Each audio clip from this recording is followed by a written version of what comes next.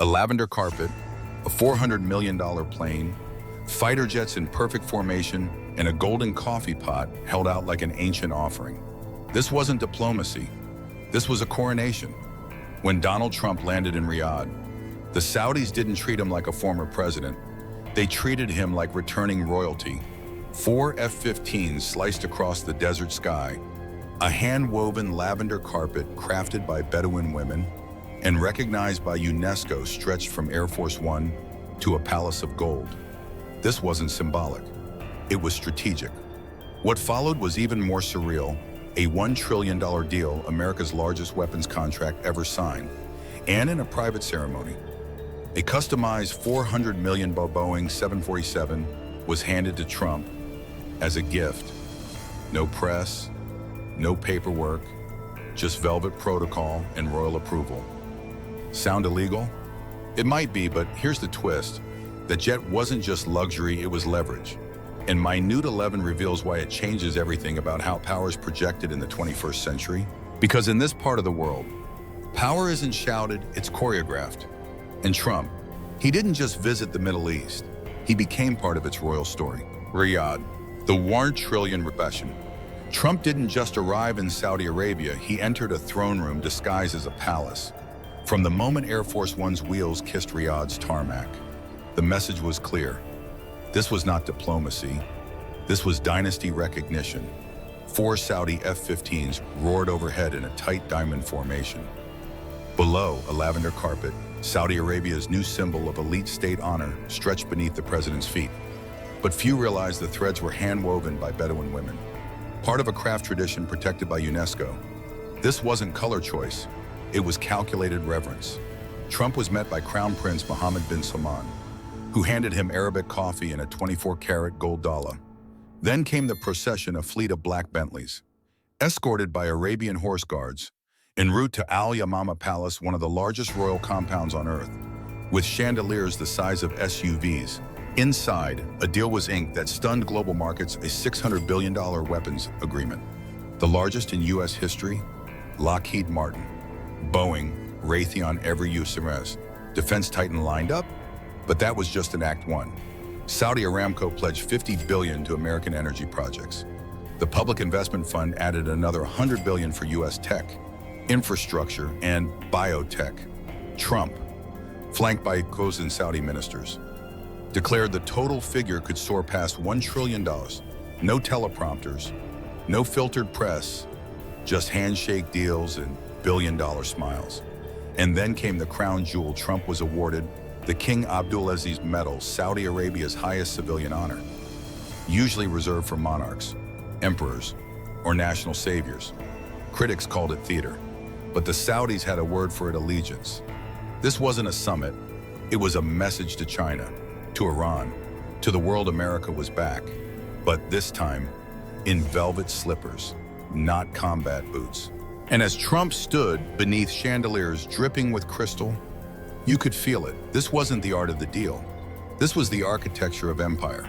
Qatar, the gifted jet and diplomatic shockwave.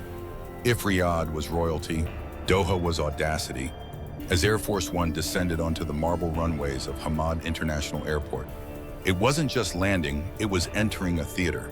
Waiting at the end of the red carpet, the Emir of Qatar, Sheikh Tamim bin Hamad Al Thani, stood in full ceremonial regalia. The handshake between him and Trump.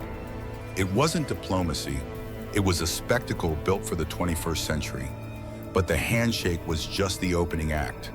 Inside the majestic Amiri Diwan walls draped in gold filigree, chandeliers swaying like crown jewels, a private tea ceremony unfolded. Cameras off, voices low. But outside, a shockwave was building. Qatar Airways signed one of the largest aerospace contracts in aviation history, 160 Boeing aircraft, including the cutting-edge 777X and 787 Dreamliner. Total deal $96 billion. American jobs created over 150,000 across Seattle, Charleston, Wichita. Trump called it the jet stream of American power. And then it happened. In a move that sent Washington into meltdown, the Emir gifted Trump a custom Boeing 747 valued at $400 million, transformed into a flying palace. silk-lined walls, gold-inlaid prayer room, bulletproof conference cabin. It wasn't a plane, it was airborne royalty. Critics screamed emoluments clause. The Constitution forbids presidents from accepting foreign gifts. But the White House spun it hard, claiming the aircraft, if used diplomatically, would save taxpayer funds. Cue Fox News calling it strategic frugality, while MSNBC dubbed it Air Force ego. But for Trump, the moment was everything. A gift fit for a king. A jet that said, "I don't just fly to summits, I arrive as the summit." And while DC debated ethics, Doha doubled down. Qatar pledged new investment in American ports, tech startups, and even a Silicon Valley satellite project dubbed Falcon 1. Strategic alignment. Absolutely. But also a bold challenge to Saudi hegemony.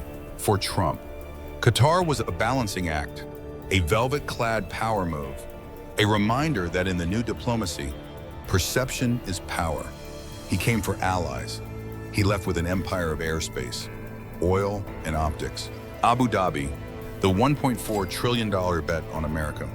By the time Trump's plane touched down in Abu Dhabi, this wasn't a tour anymore. It was a coronation on wheels. 6 Mirage 2009 fighter jets sliced the sky in tight formation. On the runway stood Sheikh Mohammed bin Zayed Al Nahyan, architect of the UAE's tech rise, flanked by elite guards in white kanduras under a gold-framed canopy. It didn't look like a political visit. It looked like destiny arriving. But what followed wasn't just aesthetics. It was arithmetic with a trillion-dollar pen. Inside the marble domes of Qasr Al Watan, surrounded by mosaics hand-laid by 200 artisans, the UAE pledged a staggering $1.4 trillion in future investment into the U.S. economy.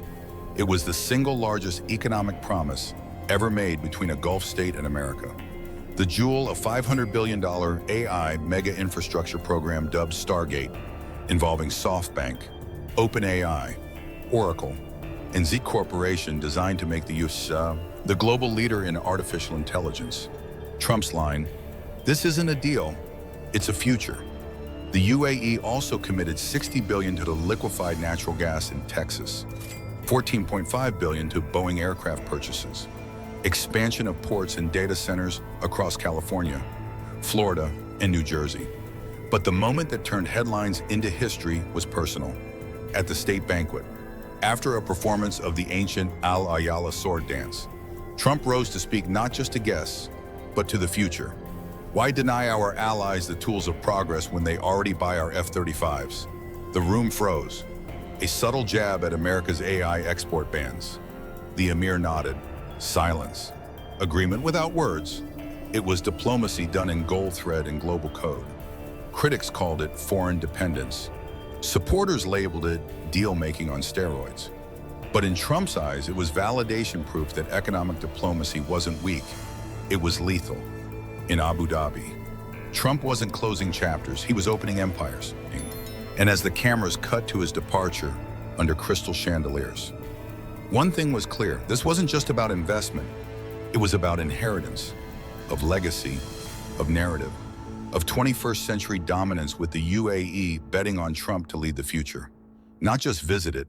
The lavender carpet in silent rituals of power. It wasn't the fighter jets. It wasn't the billion-dollar contracts. It was the color of the carpet. When Trump first set foot in Riyadh, the cameras caught it, but barely anyone understood it. Beneath Air Force One's stairway wasn't the classic red. It was lavender. To the average viewer, aesthetic. To Saudi Arabia, symbolism weaponized. In 2021, the kingdom made a quiet but seismic change. It replaced red carpets with lavender at all state-level ceremonies. Not just for style, but as a declaration of cultural renaissance. Lavender, the hue of desert wildflowers that bloom briefly but brilliantly, stands for resilience, renewal, and national pride. It's the soft power of a hard empire. But here's the twist: the border of that lavender carpet. It wasn't machine-woven. It was hand-stitched by Bedouin women using ancient techniques passed down through generations, now officially recognized as UNESCO heritage. A gesture that married tribal roots with modern statecraft. So when Trump walked that carpet, flanked by honor guards, cameras, and drones, He wasn't just entering a palace. He was stepping into centuries of coded language. And the Saudis made sure the message was loud. Even in silence, you're not just our guest. You're part of our story. Days later, as Trump prepared to depart, something extraordinary happened. As he turned to board Air Force One, he raised his right fist, a move known more for rally chants than royal farewells. But MBS didn't flinch. He placed his right hand over his heart. In Arab culture, it's the ultimate gesture of honor, friendship, and unspoken alliance. No words were exchanged, no treaty signed on camera. But for anyone who understood the choreography of power, it was the moment that sealed everything. It wasn't about jets or jobs. It was about legitimacy. And while the West debated optics, the Middle East played chess with lavender tiles, tribal stitches, and the silence of mutual respect louder than any applause. Trump didn't just leave with deals. He left with something rarer, royal recognition in a land where such titles aren't given, they're earned. The legacy of a lavish diplomacy. He came for deals. He left wrapped in a lavender legend. Donald Trump's 2025 Middle East tour wasn't just about billion-dollar numbers or spectacular receptions. It was the rebirth of a geopolitical script, one where luxury was no longer decor, it was diplomacy, where tradition wasn't nostalgia, it was strategy. In Riyadh, he signed contracts that would echo through America's economy for years. In Doha, he accepted a plane fit for a monarch, risking scandal to project strength. In Abu Dhabi, he witnessed a $1.4 trillion vision for the future, one where America wasn't just a partner, but a platform. And yet, none of these headlines captured the real shift. It wasn't about Trump becoming king. It was about the Middle East rewriting the rules of engagement with gold, silk, and silence. Because while Washington argues over speeches and sanctions, the Gulf has mastered the language of symbolism. A lavender carpet, a hand to the heart, a palace without words that speaks louder than policy. Trump's trip proved one thing: power today isn't declared, it's choreographed. This wasn't diplomacy by accident, it was diplomacy by design. And whether you admire him or not, Trump understood something his critics never did in the new Middle East. Optics aren't extra, they're everything. So, here's the question. Was this the beginning of a new American strategy or just a gilded photo op? You tell us. Would you rather have a handshake in a marble palace or a promise made in a press room? Which form of power lasts longer? Comment below, because sometimes the most important deals happen off camera.